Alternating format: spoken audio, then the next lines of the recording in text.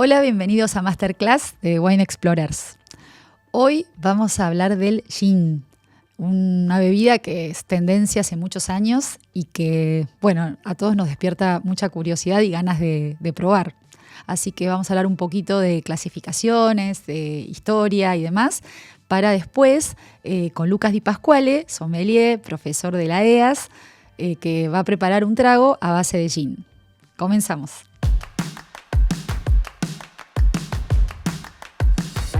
Para hablar de gin, lo mejor es poder definirlo. ¿Qué es el gin? Es un destilado que tiene como protagonista al enebro. Y al enebro hay que pensarlo como un botánico y como tantos otros ha tenido un fin medicinal. En un tiempo en el que las hierbas, las cáscaras, las raíces se pensaban y las trabajaban mucho los boticarios para, de alguna manera, tal vez sin resultados demasiado concretos, pero bueno, sería hasta un paliativo, ¿no es cierto? Bueno, resulta que sucede en Países Bajos cuando empiezan a mezclar el alcohol con el enebro para elaborar esto que se entiende como gin. Pero gin viene después. En Flandes se llama al enebro genever y en Francia es genièvre. Así que de ahí, de ese nombre, viene lo que se conoce como ginebra. Entonces, sucede que la ginebra para los españoles sería la traducción de genever. Y gin termina siendo una abreviatura y un anglicismo. Así que se usan de alguna manera y distintamente según el idioma original y el país del que se hable, pero por ahí crea un poquito de confusión, pero al fin y al cabo estamos hablando siempre de un destilado donde el enebro es la materia prima más importante, como botánico más protagonista. Volviendo de alguna manera a Países Bajos, hay que considerar a la compañía holandesa de las Indias, que era una empresa naviera que justamente se dedicaba a buscar especias y productos, ingredientes de otras partes para llevarlas después a Europa. Esto deriva en una comercialización interesante y esta incorporación, ¿no? Y de buscar de alguna manera unir a las partes. Y siempre cae un lado histórico y tal vez algo conflictivo, en este caso lo fue, porque llega la Guerra de los 30 años, que marcó un hito importante en la historia del gin. Sucede que Inglaterra se une con Holanda en contra de Francia y España. Así es como, por un lado, empieza como este boicot y resistencia a beber productos de esos países, así el Jerez queda relegado, maravilloso vino, pero bueno, queda de lado, como quedan los vinos de Burdeos, y también, fundamental, coñac, que en todo caso era un importante competidor de un producto como el gin. Esto hace de alguna manera que este producto que empieza a nacer como local o como nacional tome fuerza. De hecho, hay una mención que se llama Dutch Courage, que es como el coraje holandés, que es como se envalentonaban los holandeses bebiendo su gin en contra de estos países a los que, bueno, tantos años pelearon. A la vez, Inglaterra empieza a elaborar su propio gin y sucede que, bueno, sobre todo la clase obrera que entraba en Londres en condiciones bastante complicadas, bueno, empiezan a beber en cantidades y empieza esto que también se llamó gin craze, que es como la locura del gin, un producto que empieza a desmadrarse de alguna manera y, bueno, con todo lo que implica esto, ¿no? Vuelve un tema no menor que es la ley seca en Estados Unidos y un tiempo en el que, bueno, estos productos que querían siempre exportarse, resulta que ya se les complicó un poco la comercialización. Entonces empieza a acomodarse otra situación no solamente geográfica, sino histórica. Hay que ponerse en contexto y entender que en ese tiempo eran destilaciones más caseras y el alambique era la práctica más recurrente. El tema del alambique no es menor porque siempre que se piense en este tipo de destilación hablamos de productos con mayor presencia de congéneres. ¿Qué quiere decir esto? De más aromas. Uno diría, bueno, entonces son más interesantes y más especiales. Sí, por un lado sí, pero por otro lado arrastra todo lo que viene de la materia prima. Mientras que la destilación continua, que es lo que se fue incorporando más tarde, a partir de la revolución industrial, fundamental, un hito histórico, es que empiezan estos alcoholes más neutros. Entonces se puede trabajar de otro modo. Y así fue como se fue incorporando la destilación continua. Aparece este Old Tom Gin, que es, bueno, de alguna manera una versión un poquito más endulzada y tal vez tratando de frenar esta locura por el whisky. Pero en realidad todo esto fue la antesala a la categoría que hoy se la reconoce y se la premia tanto, que es el London Dry Gin. Este es el más interesante porque empiezan a pensar en otro tipo de bebida, más seca, más refinada, ya así con un alcohol neutro y donde los botánicos resultan mucho más importantes. Y así como casas empiezan a emerger con características muy propias y empieza ahí sí diría yo, esta es la locura del gin, es así como aparecen infinidad de marcas con características propias de cada casa. El London Dry Gin es la categoría realmente más seca, o sea, hay que pensar en un producto que es tal vez, a diferencia de un gin, que puede ser que tenga poco azúcar agregada, pero bueno, justamente se caracteriza por tener nada, es 0,5 gramos por litro. Así que está bueno cuando uno va a comprar un gin, de repente de fijarse si dice eso en la etiqueta, que siempre está, para entender qué se va a encontrar. Después hay otras marcas que son espectaculares y que además no derivan del cereal. Por ejemplo, en Francia elaboran uno a partir de uva, el Givine, que es una marca muy conocida y no es categoría London Dry, o el Gilmare en España, que se basa en productos del Mediterráneo, y así como una cantidad enorme de marcas, uno las busca por esa expresión que dan. Así que bueno, es un tema realmente fascinante, hay mucho, tal vez es de los productos que no es tanto el origen o una denominación, sino las marcas que hacen el carácter y que uno lo elige también por qué nos entregan, ¿no? Y curiosamente se está volviendo a la idea de la ginebra o el genever. Y si hay una clasificación que ya tiene unos años, 2008, que si bien tiene todo un protocolo y reglas a seguir, lo más importante a saber es que es una mezcla de destilados, distintas bases. Bueno, les conté bastante sobre historia, significado y alcances del gin, y ahora vamos a escuchar a Lucas, que va a profundizar sobre esto que está pasando ahora, en estos tiempos con el gin. Hola, soy Lucas Di Pasquale, profe de la Escuela Argentina de Sommeliers. Gracias, Marina, por tan buena introducción acerca de esta bebida que tanto nos gusta, que es el gin.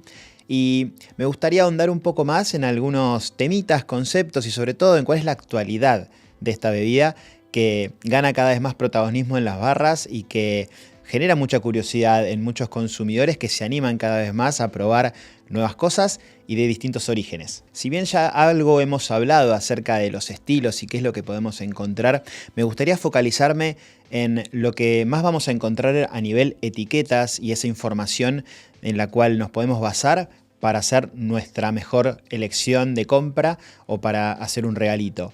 Cuando tenemos una identificación como solamente gin, lo más probable es que tengamos un producto, obviamente, de un origen de un alcohol de grano, redestilado en presencia o muchas veces por alguna técnica de arrastre, por vapor, de todos estos aromas y aceites esenciales de distintos componentes como pueden ser botánicos, frutas, raíces, flores, y que muchas veces las marcas se encargan de contarnos bastante fehacientemente de cómo se componen y cuál es el perfil que buscan. Podemos encontrar en distintas botellas la denominación Distilled Gin.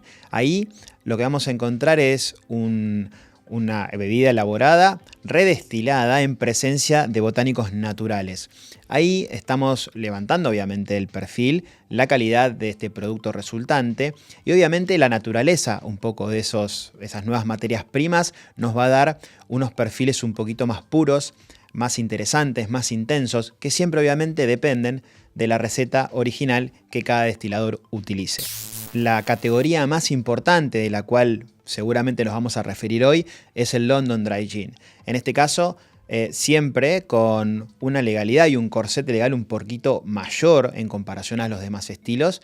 Sí, podemos intervenir un poco menos en esta bebida con una pequeña corrección posible de azúcar, eventualmente hasta 0,5 gramos por litro, como dijo Marina, y que nos va a regalar un perfil seco. En este caso, y los London Dry se caracterizan muchísimo por ser muy fuertes en el carácter del enebro y acompañando de alguna manera los perfiles más cítricos. Obviamente que cuando elaboramos un gin o como consumidores podemos conocer una botella y encontrar su receta, nos podemos encontrar con muchísima cantidad de botánicos diferentes, como raíces, como cáscaras de fruta, como flores, mismo como algunas especias. Todo esto y esa complejidad no debe hacer que el enebro pierda el protagonismo principal. Seguramente se encontraron con alguna etiqueta que menciona el Old Tom. Hoy en total resurgimiento después de muchísimos años y con un estilo bastante más definido y muy atractivo, encontramos estas bebidas, estos gin, bastante saborizados por partes, endulzados con algo de azúcar, puede ser con algún tipo de jugo de fruta, como el caso de algunos gins Old Tom argentinos que tienen en su composición un leve dulzor por un mosto de uva, tan típicamente mendocino que podemos encontrar y que realmente dan un perfil muy interesante, muy agradable y también muy versátil para la coctelería en general. Imaginemos que en una transición entre bebidas destiladas con un nivel de sequedad y seco como puede ser el London Dry, pasamos a un estilo como el Old Tom, donde tenemos una boca un poco más dulce y después podemos encontrar estas ginebras que muchas veces tienen ese carácter más endulzado, más maltoso, abocado, que serían como el final del camino, ¿sí? Algo como ya nos contó Marina. ¿Qué es lo que está sucediendo hoy en el mundo del gin?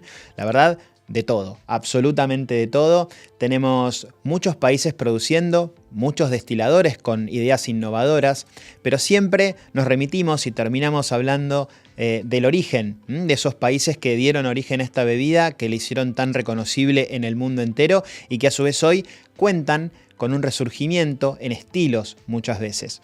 Si nos basamos en los gin, estas bebidas típicamente británicas, encontramos que alrededor de Gran Bretaña se empiezan a elaborar productos muy distintivos también, que hablan un poco más de territorio, más de este terroir, que es un concepto que tenemos muy arraigado desde la parte de vinos, pero que utilizan cada vez más productos autóctonos de cada región, de países o de mismo localidades muy específicamente, como es el caso de algunos gins y algunas marcas escocesas, que de repente en su composición empiezan a encontrar algo de turba, algunos elementos bien típicos del paisaje que los empiezan a incorporar y que buscan que nos acerquemos desde nuestra bebida, desde nuestro cóctel, a justamente esa fotografía y lo que nos quieren mostrar y contar de su lugar de origen.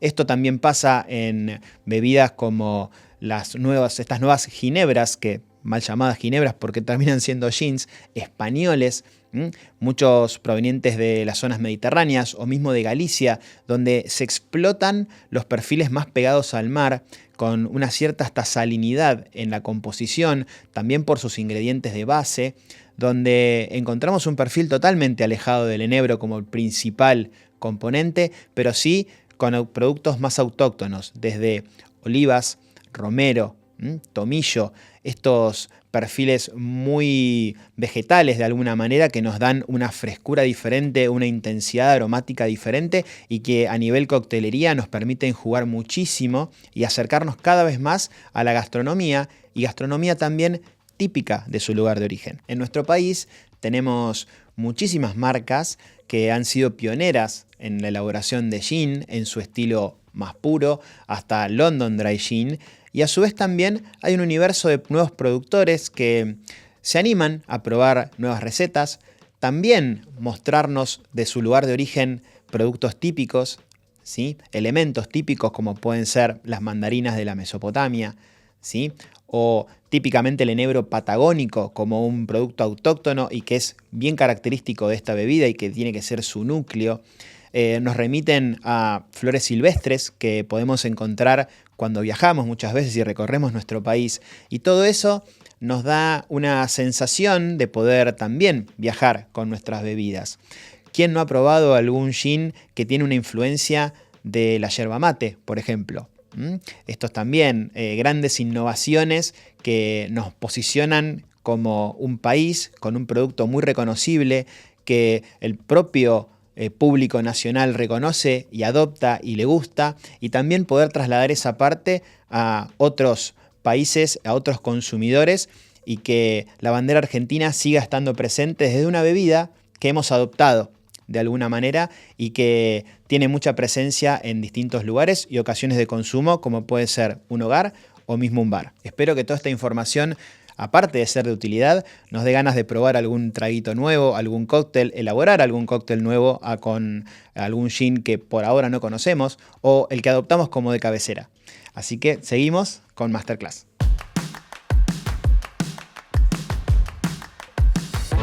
Bueno, y ahora llegó la parte más interesante de todas, que es cómo preparar un gin tonic en casa. Así que vamos a escuchar a Lucas. Finalmente estamos en el momento que tanto esperamos de prepararnos un rico gin tonic. En este caso opté por buscar esos tips que son fundamentales en casa, que muchas veces no los tenemos en cuenta, para poder elaborar el mejor gin tonic posible, con ricos elementos, con un buen hielo y con el gin que más nos guste. Una vez que elegimos nuestra botella y es el que vamos a disfrutar, tenemos que tener algunos elementos a la mano, idealmente ya listos, preparados, para ensamblar un cóctel, ¿sí? Que es de composición directa, pero que tiene sus pequeños secretos. En este caso nos preparamos bastante hielo, algunas frutas, tanto en su versión gajito como cáscara, para utilizarlos en diferentes momentos. Ahora vamos a andar un poquito ahí.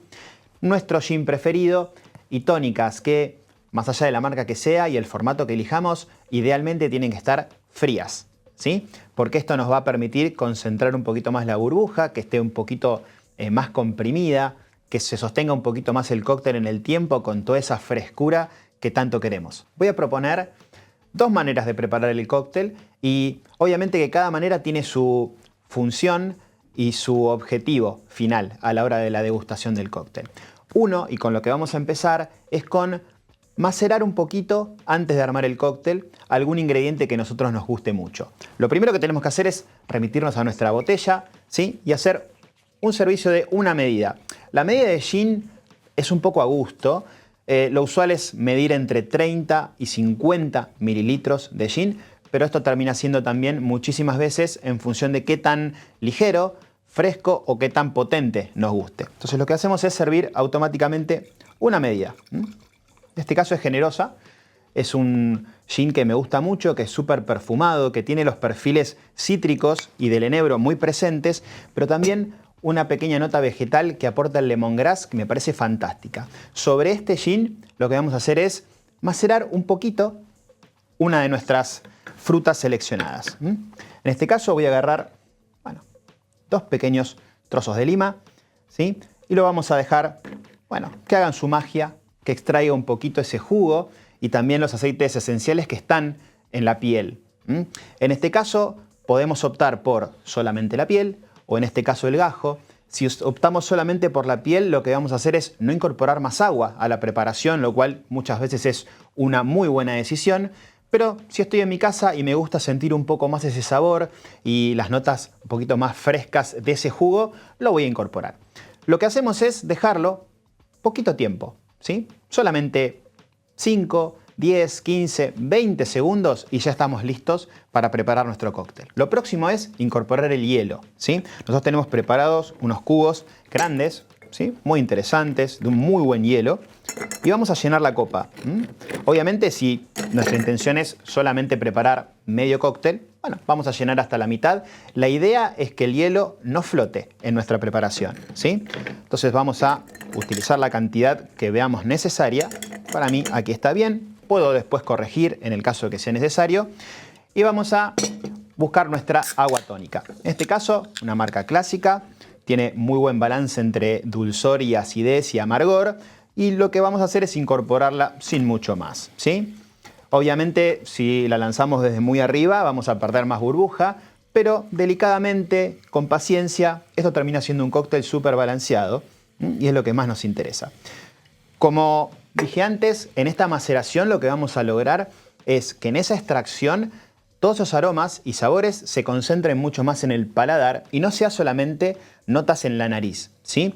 Que es la diferencia muchas veces con el siguiente paso que voy a elaborar, otro cóctel diferente. Cuando tenemos el agua tónica ya incorporada, es una buena idea contar con alguna cuchara, una cucharilla si tenemos alguna cucharilla de barman, y solamente sin revolver integrar un poco el cóctel, ¿sí? No perdamos la burbuja, no perdamos toda esa frescura que la caracteriza. Vamos simplemente a integrar, ¿sí? Estos movimientos envolventes de abajo hacia arriba. Recordemos que la tónica estaba por encima, y la mejor incorporación y unión de estos elementos se va a dar de esta manera. Una vez que lo hicimos, ya estamos prontos para degustar este primer gin tonic. La segunda manera, y es la más usual, es componer directamente en nuestro vaso, ¿sí? Si bien en un bar, si realmente respetan bastante lo que es la mise en place y tienen un nivel de preparación un poquito superior, lo más probable es que utilicen hielo para enfriar nuestra copa, luego ese hielo o se descarte o se saque el agua excedente y después se prepare nuestro cóctel. En este caso, vamos directamente a prepararlo como mejor nos funciona en casa. Directamente vamos al hielo.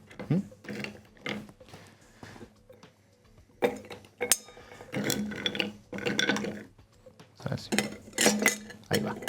A veces puede pasar esto, ¿no? De que tenemos un hielo grande, un hielo más pequeño. Vamos a intentar de acomodarlos de la mejor manera para tener la mayor cantidad de hielo en la copa y que esto, bueno, nos ayude después a bajar la temperatura rápidamente de los ingredientes para que no licúe justamente más. El hielo es nuestro principal amigo en la coctelería, sobre todo en este tipo de tragos de composición directa, porque cuanto más hielo, menos agua. Parece una locura, pero si lo ponemos a pensar, es directamente la proporcionalidad para lograr una bebida fresca en menor tiempo, ¿sí? Ahí es donde vamos a lograr mayor estabilidad de la burbuja y la frescura de nuestro cóctel. Directamente tenemos el hielo, vamos a componer, agarramos nuestro gin preferido, vamos al mismo, la verdad que es súper versátil, muy fresco. Vamos a ojo a poner 50 mililitros, en este caso hay una cuenta mental que podemos hacer, contar hasta 1, 2, 3 y tenemos una medida simple de 30 mililitros aproximadamente de gin. Si tuviéramos un pico vertedor podría ser una cuenta más o menos cercana a eso, ¿sí? Bien, vamos a abrir otra lata más y vamos a directamente incorporar nuestra tónica.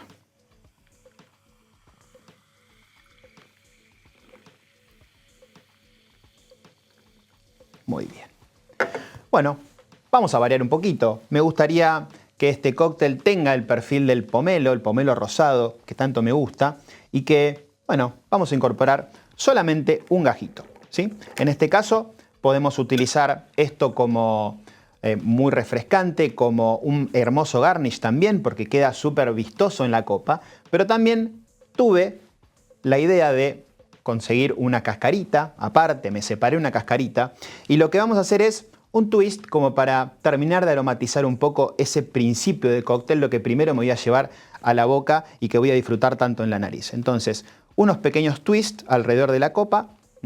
Vamos a extraer un poquito de los aceites esenciales de esta piel de pomelo y que van a brindar todo ese aroma que tanto me gusta para reforzar un poco lo que hicimos en la copa. Una vez hecho esto, es una buena idea, obviamente, integrarlo nuevamente con una cucharilla, una cuchara, lo que tengamos a mano, para integrar los componentes, para que se unan y para que, sin moverlo demasiado, mantengamos esa frescura que caracteriza a este cóctel.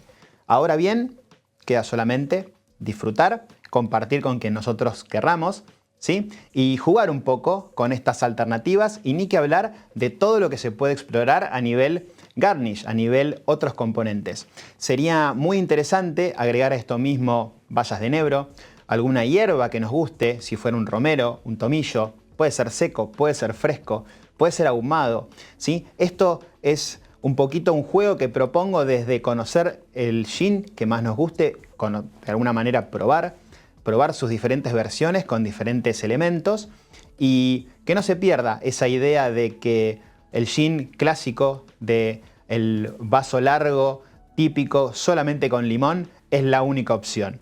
Miren cómo con pequeños elementos y trabajándolo de manera diferente vamos a lograr diferentes cócteles.